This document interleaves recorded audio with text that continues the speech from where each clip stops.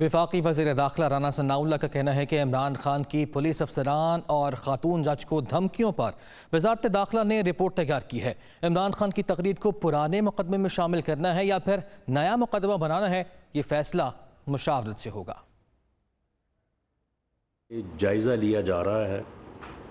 میری منسٹری نے اس بارے میں جو ہے وہ رپورٹ تیار کی ہے کہ آیا جو بیانیہ انہوں نے لاس بیلا کے شہداء کے اوپر ڈیولپ کیا،